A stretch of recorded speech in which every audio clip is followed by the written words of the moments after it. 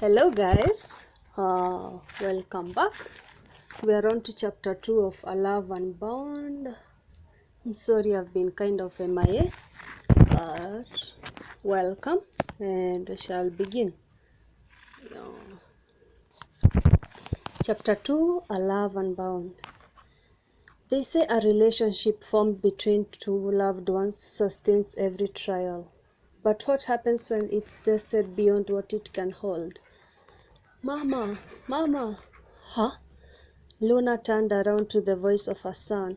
She stared at him for a while as she adjusted her apron, the one she was fond of, the one she couldn't walk around the house without. And although the night was a little different because AJ had insisted on takeouts, which were actually pilau, chicken, and salad, he had finished his dinner, and that was pretty good. And so she smiled. He had his eyes on her, in a plain white t-shirt and blue jeans, resting his hands on the dining table. He smiled too. Yeah, she walked to him. Their dining room, although small, it had only 6 chairs and a long dark brown table. She loved it just the way it was, close to the kitchen and right across their huge living room. I'm all done. You did good. She smiled softly, cleaning his side of the table, the place he usually sat. Actually, the place he had sat since when he was just a toddler. Thank you. Sure. You promised me that I will talk to Dad before I go to sleep. He glanced at her phone, which was right ahead. I haven't forgotten that, she said softly, took it and dialed. When it was answered, she handed it to him. Daddy? You are late again, he said softly, and Luna had to look away. She could see the disappointment in his eyes. He was hurt and a little angry. She could tell, and she knew Sal could too. I'm so sorry, son. I got stuck at work. I have to finish up something, but I'll be home soon. Oh, okay.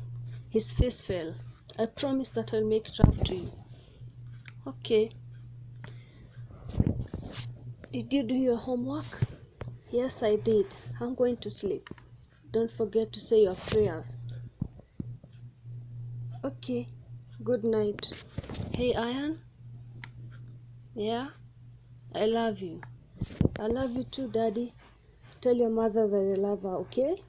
Okay. He hung up and slowly handed his mother back the phone. Daddy said to tell you that he loves you. I heard, Luna said to him with a soft smile. Are you okay, Mama?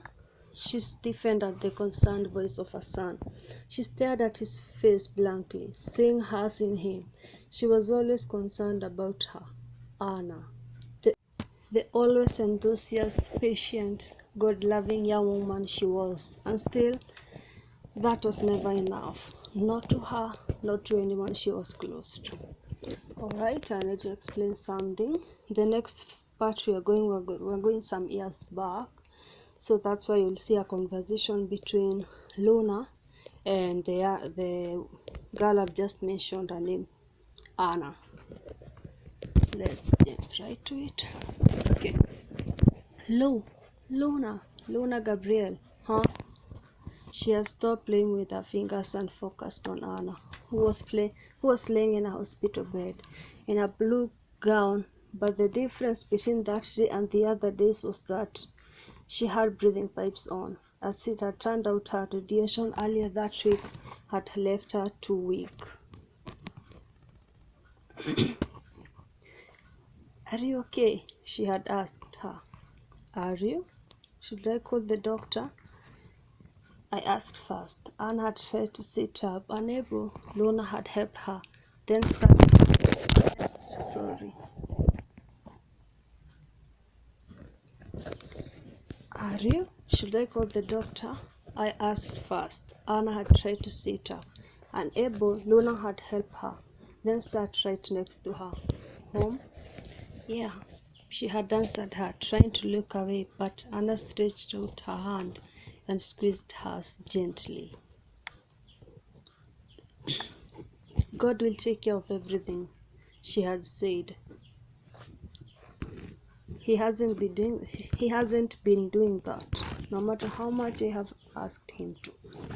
You've got to be patient and trust his timing. He will take care of you. Like he's been taking care of you, she had unwillingly heard herself ask. But all Anna had done that day was smile. She had chosen to stay quiet, but Luna knew why. She had known how much her new friend hated arguments, even though she was the older one, but her caring heart was what always stood the part, no matter what was going on. So yeah, that covers it. So we'll be going back to Luna and her son. Mama, what? Luna closed the closet door and turned to face her son, who was already sitting on his bed. It was a single bed. He had used it since when he had turned 5 years old. It had a sea duvet on it. He had chosen that to match his sea-themed bedroom, which he had gotten a year back. When he had been asked the reason why, his response had been that it was cool, made everything in his room seem refreshing. And maybe it was. Luna just never saw what he saw.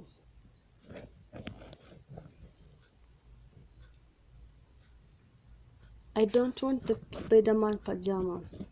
He pointed at them, shaking his head. Oh, sorry. Which ones do you want? She opened the closet, which was across his room once again. The blue ones. All right, which blue ones? She asked, knowing exactly why. That was because he had plenty of them.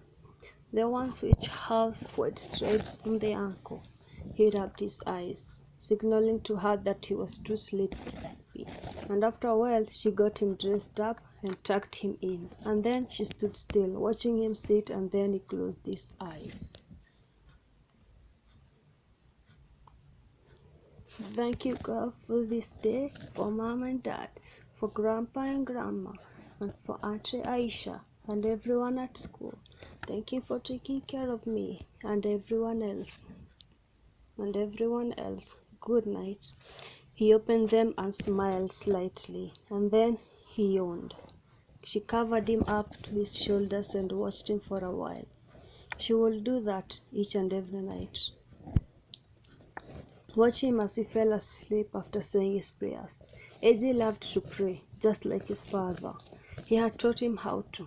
He taught him every little thing he knew about God. And although Luna loved him, she had made it her own attempt to not fall into the temptations of taking part in his faith. It had crushed her once, and she had sworn to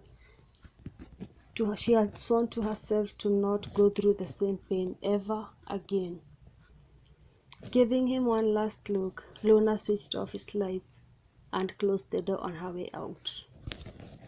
For a few seconds, she leaned on his door and stared blankly at the hallway. He is always concerned like you are, Anna, always looking out for me, and during those times I miss you so much, and I'm sorry if I have to dismiss his worries at times the way I did an hour ago. It's like you all over again. She breathed and looked around to the stillness of her own house. Her 4-bedroom house. She had switched off the lights to every corner in the living room, and the only one that could be seen were the outside ones, the one in her room and the one that led to the stairs and the hallway. And as she entered inside her room, slightly closing the door, she breathed in the scent that she loved. She breathed in the scent that she loved in the entire house. It was her husband's choice, the one she had smelled when she was 19 in his room at his parents' house, and years later they still used the same cool breeze spray in his room. She sighed, her eyes on the master's bed that lay in wait for her. She was tired and just wanted to crawl in it, close her eyes and fall asleep. But 2 hours later, she had tossed, turned, checked her phone countless times, until she couldn't anymore. And so she forced herself to close her eyes. But she heard the gates open and a screech of a moving car, and then it stopped 10 minutes later. She heard him, and then it stopped. 10 minutes later, she heard him climb the stairs. He'd check on their son, and then before she could tell his other move, she heard her door open and close. He'd lay his briefcase in their black couch that was just a little further from their bed, and then he walked to the living room, to the bathroom. Moments later, he was back. All this while, Luna had her eyes closed, quietly listening to his every move, but pretending to be asleep. "I'm sorry I couldn't make it to dinner again," he said, maybe to himself, but she heard him anyway.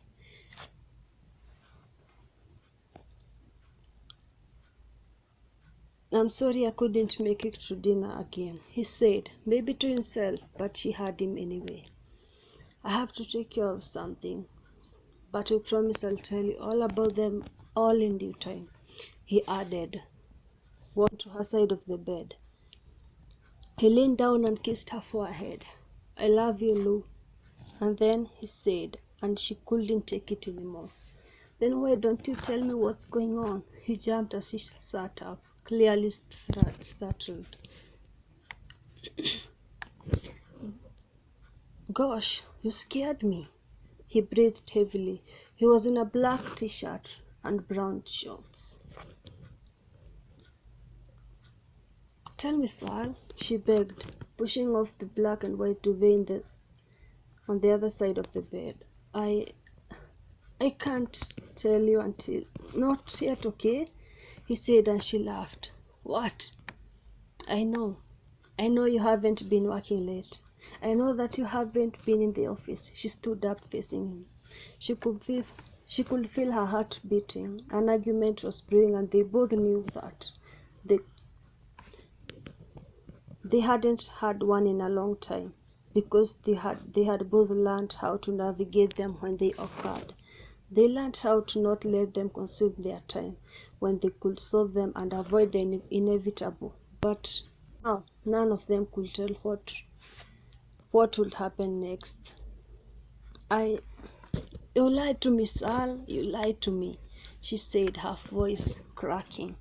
I'm sorry, but it's not what you think."